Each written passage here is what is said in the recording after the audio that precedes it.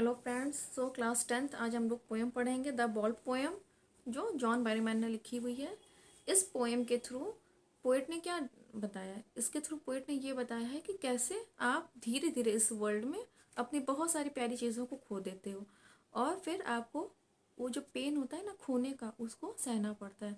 आप धीरे धीरे चीज़ों को खोना और उस खोने के दर्द के साथ जीना सीखते हो, है ना।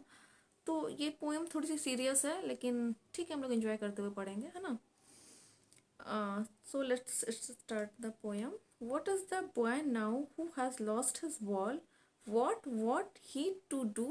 I saw it go, merely bouncing down the street and then merely over there it is in the water, है ना। तो इस पोएम में पोएट स्टार्टिंग लाइन्स में कह रहे हैं कि एक लड़का है, एक बॉय है और वो अपनी बॉल से खेल रहा है। सडनली क्या होता है कि उसकी बॉल उसके यहाँ से एकदम छूट के, होता है ना ऐसे राउंड राउंड होते हुए ग्राउंड पे ऐसे पलटते पलटते बॉल जाकर वाटर में गिर जाती है। अच्छा, ये पोएम पढ़ कर ना, अभी मैंने जब इसको पढ़ा तो मुझे अपने बचपन की याद आ गई। मेरी भी बहुत सारी बॉल्स ऐसे ही खो गई थी, है ना। खेलते खेलते कभी स्ट्रीट में चली गई तो किसी दूसरे बच्चे ने उसको उठाकर रख लिया, या कभी ऐसे बंद पड़े हुए घर में चली जाती थी ना। आप लोगों की भी बॉल्स गई होंगी जहाँ से उसको वापस लाना ही इम्पॉसिबल होता है। और इस पोएम में तो ये बता रहे हैं कि उसकी बॉल कहाँ, वाटर यानी कि रिवर या पॉन्ड होगा उसमें चली गई है। तो वहाँ से तो लाना भी इम्पॉसिबल ही है ना। आप उसमें डाइविंग तो करोगे नहीं। हाँ, डाइविंग अगर किसी को आती है तो भाई जाकर उसकी बेचारे की बॉल निकाल दो। हाँ ठीक है। तो इसमें आप लोगों को समझ में तो आ गया होगा ना कि किस तरह से उसके हाथ से बॉल छूट के बाउंसिंग होते हुए, है ना, टप्पे खाते हुए, जिसको हम लोग बोलते हैं टप्पे खाते हुए, कहाँ चली गई है, पानी में चली गई है।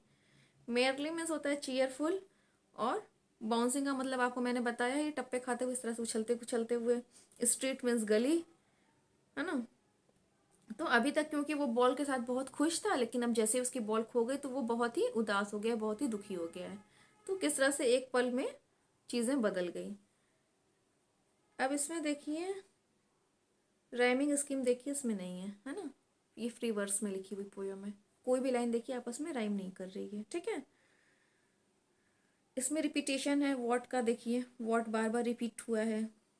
इसके साथ साथ अगर हम लोग ये देखें, एनाफोरा का यूज़ हुआ है ना, कि किस तरह से वो बॉल जो थी वो पहले तो बहुत ही खुशी खुशी से बाउंस होते हुए चली गई, और फिर लड़के के लिए कहा गया कि उसकी जो मैरिली यानी कि जो खुशी है वो क्या हो चुकी है, अब ख़त्म हो चुकी है। अभी तक तो वो अपनी बॉल के साथ बहुत खुश था, लेकिन जैसे उसकी बॉल खोती है, पानी में चली जाती है, वो बहुत ही उदास हो गया है।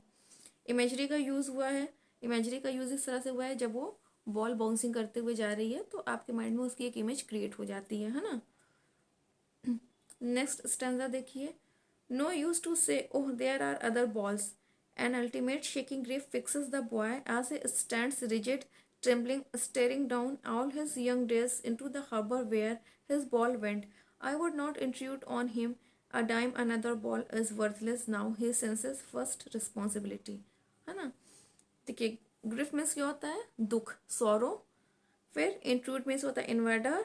रिजिड मीन्स होता है फिक्स्ड, कोई चीज़ एकदम फिक्स हो जाए, एकदम। यहाँ पे रिजिड से क्या मतलब है कि वो एकदम एक पत्थर की तरह स्टैंड हो गया, है ना, वो हिलडुल नहीं रहा है, बिल्कुल एकदम शांत हो गया है। वर्थलेस का मतलब होता है जिसका अब कोई भी यूज़ ना रह गया हो, बेकार हो गई हो।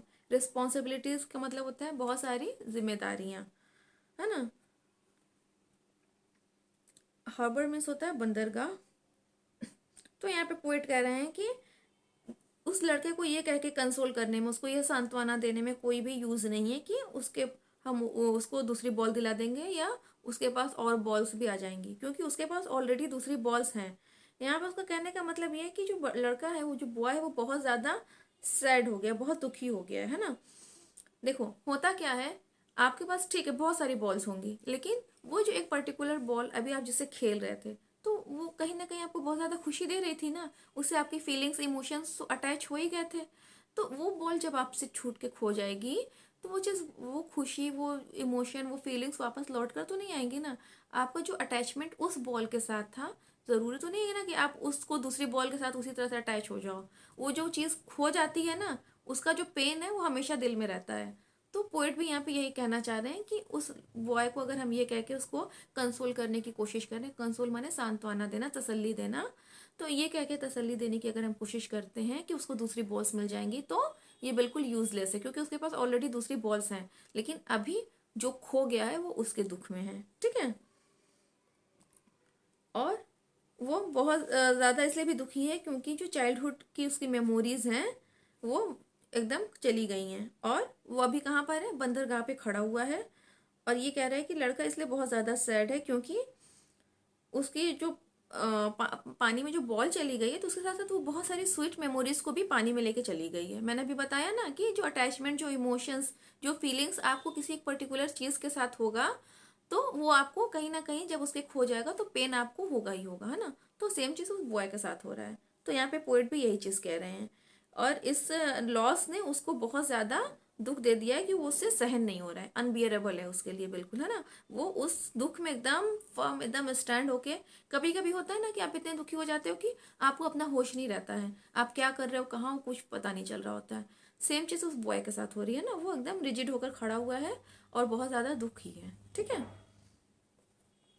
तो अब यहाँ पे पोएट कहते हैं कि उसको दूसरी बॉल लाकर देने का कोई मतलब नहीं है, क्योंकि वो बॉल जो खो गई है उसके साथ उसकी बहुत सारी यादें भी चली गई हैं, और अब उसको क्या सीखना है, रिस्पॉन्सिबिलिटी सीखना है। रिस्पॉन्सिबिलिटी यानी जिम्मेदारियां, कि किस तरह से आप अपनी चीज़ों को संभाल के रखो, है ना।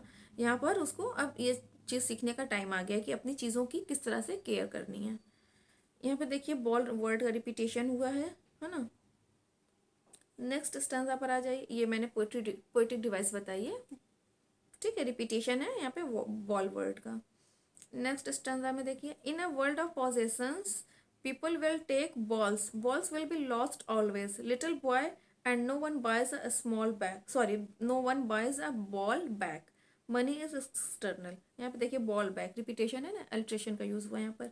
He is learning well, behind his disparate eyes, the epistemology of laws, how to stand up, knowing what every man must one day know, and most know many days how to stand up, है ना।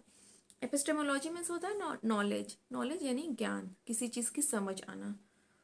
पोसेशंस में होता है किसी चीज़ का अपना होना, होता है ना, my self, your self, it is yours, hours, इस तरह के जब हम वर्ड्स का यूज़ करते हैं तो वहाँ पे पोसेशन होता है, यानी कि ये चीज़ इस इंसान की है। ठीक, एक्सटर्नल में से होता है आउटर, आउटर फीलिंग्स, जहाँ पे आप कोई अटैचमेंट नहीं होती है आपको।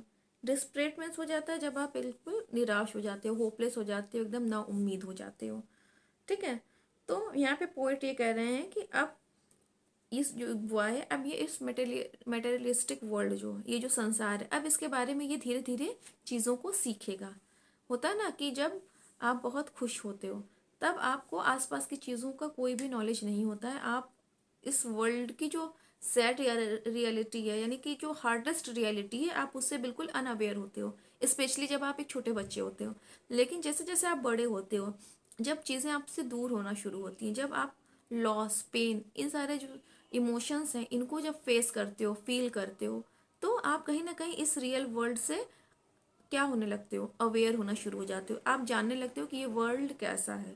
तो यहाँ पे पोइट भी यही कह रहे हैं कि अब ये जो लड़का है ये जानेगा इस मटेरियलिस्टिक वर्ल्ड के बारे में, कि यहाँ पर आपकी बहुत सारी ऐसी चीज़ें हैं जो आपसे खो जाएंगी। क्या सिर्फ चीज़ें ही हमसे खोती हैं, हमारे अपने भी तो हमसे बिछड़ जाते हैं, है ना।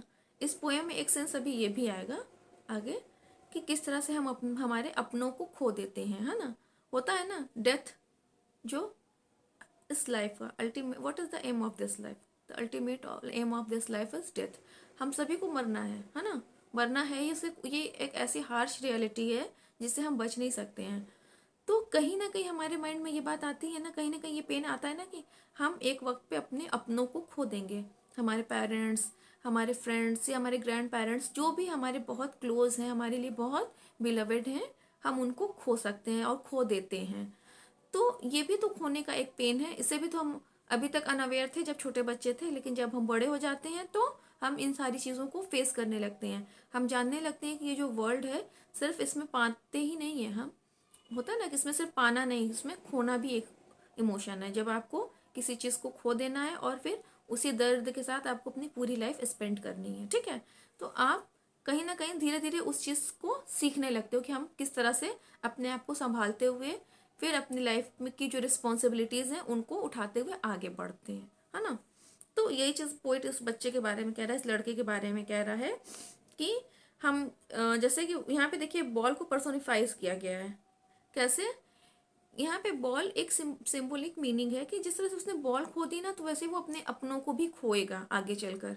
होता ही है, मैंने अभी बताया आप लोगों को कि वो रियलिटी है हमारी लाइफ की। तो यहाँ पे बॉल का पर्सोनिफिकेशन भी किया गया है। यहाँ पे रिलेशनशिप से बात है कि आप किस तरह से अपने अपनों को खो देते हो। फिर वो कहते हैं कि हमें अब हमको इस तरह से जीना सीखना है कि लाइफ में अगर कुछ खो भी जाए तो हमें कैसे उसको टॉलरेट करना है, कैसे हमें उस दर्द को सहना है। फिर इसके बाद कहते हैं कि कोई ऐसी चीज़ जो आपसे खो जाए तो उसको कोई भी दोबारा नहीं खरीद सकता है। खोई हुई चीज़ कोई खरीद नहीं सकता है। आप उसका रिप्लेसमेंट तो एक बार को ला सकते हो, है ना। एक बार को उस बच्चे की जो बॉल खो गई है तो उससे मिलती जुलती बॉल लाकर आप उसको दे तो सकते हो, लेकिन वो खोई हुई बॉल का दुख उसको हमेशा ही रहेगा। क्यों? क्योंकि उसके साथ उसकी बहुत सारी अटैचमेंट थी। वैसे ही अगर हम अपने अपनों की बात करें, अपने पेरेंट्स की, फ्रेंड्स की, या किसी भी क्लोज रिलेशन की, हम जब एक बार किसी अपने को खो देते हैं तो क्या हम उनको दोबारा पा पाते हैं? कोई जो जिसकी डेथ हो गई है, क्या वो लौट कर इस वर्ल्ड में आता है? क्या कोई उसको खरीद के लाकर हमें दे सकता है? नहीं। तो हमें उस पेन को सहना पड़ता है, उसको फेस करना पड़ता है और उसी के साथ इस वर्ल्ड में जीना सीखना पड़ता है ना। यही चीज़ पोएट इस बॉल के थ्रू कहना चाह रहे हैं, है ना। तो इसीलिए यहाँ पे मैंने बताया ना कि बॉल को क्या किया गया है, पर्सोनिफाइज किया गया है। अब वो कह रहे हैं कि जो बॉय है वो सीख रहा है कि हमें कैसे कोई भी चीज़ों के साथ जीना सीखना पड़ेगा। और अब वो जो लाइफ का रियल सच है उसको फेस करना सीख रहा है कि लाइफ में बहुत सारे दुख आएंगे, बहुत सारी मिजरीज आएंगी, बुरी चीज़ें होंगी, अच्छी भी होंगी, बुरी भी होंगी, बहुत सारे लॉसेस आएंगे और बहुत सारे गेन्स भी आएंगे। तो आपको क्या करना है? बैलेंस बनाते हुए आगे बढ़ते रहना है, स्टॉप नहीं होना है, गिव अप नहीं करना है ना। सीखना है चीज़ों को, ठीक है। कभी कभी होता है ना कि हम हारते हारते बहुत एकदम होते हैं कि एकदम गिव अप कर देते हैं कि अरे यार हमसे तो होगा ही नहीं। ये वाला एटीट्यूड बिल्कुल नहीं डेवलप होना चाहिए आप में। अभी तो आपको अपना पूरा करियर बनाना है, तो बहुत ही पॉजिटिव होकर आगे बढ़ना है और निगेटिव थॉट्स को एकदम साइड करना है। मैंने पहले भी आप लोगों को बताया था क्लास में और अभी फिर मैं बता रही हूँ, बी पॉजिटिव, है ना। जब आप पॉजिटिव रहोगे ना, every cloud has a silver lining, ये भी मैंने बताया था कि कितना भी दुख हो कहीं ना कहीं आशा की एक किरण होती है। तो उसको ही आप जब मजबूती से थाम लोगे ना, तो वो किरण क्या होगी, वो पूरे अंधकार को दूर कर देगी। उसमें इतनी पावर आ जाएगी कि वो बिल्कुल ब्राइट हो जाएगी, है ना। इतनी ब्राइट हो जाएगी कि वो जो डार्कनेस थी वो बिल्कुल ख़त्म हो जाएगी। तो ये तभी होगा जब आप पॉजिटिव एस्पेक्ट्स को देखोगे, लाइफ के पॉजिटिव एस्पेक्ट्स को देखोगे कि ठीक है हमसे बहुत सारी चीज़ें खो जाती हैं, लेकिन फिर भी हमारे पास कुछ ना कुछ तो है, उसकी जगह कुछ है। या अगर कुछ हमारे हाथ से चला गया तो उसकी जगह हमें उससे कुछ बेटर मिला भी तो, ठीक है। तो ये कह रहे हैं कि ये जो हार्श ट्रूथ है, हार्श ट्रूथ यानी कि ये जो कड़वा सच है, हमें इसके साथ लाइफ में जीना सीखना पड़ता है ना। कि हम किस तरह से अपने अपनों को खोने के बाद भी अपनी लाइफ में आगे बढ़ते रहते हैं, कहीं स्टॉप नहीं होते हैं। अब देखिए इसमें बाइज बॉल बैक, यहाँ पे अल्ट्रेशन का यूज़ हुआ है, बॉल वर्ड का फिर से रिपीटेशन हुआ है बार बार। और मैंने पहले बताया था कि इसमें कहीं पे कोई राइमिंग स्कीम नहीं है, ये फ्री वर्स है ना।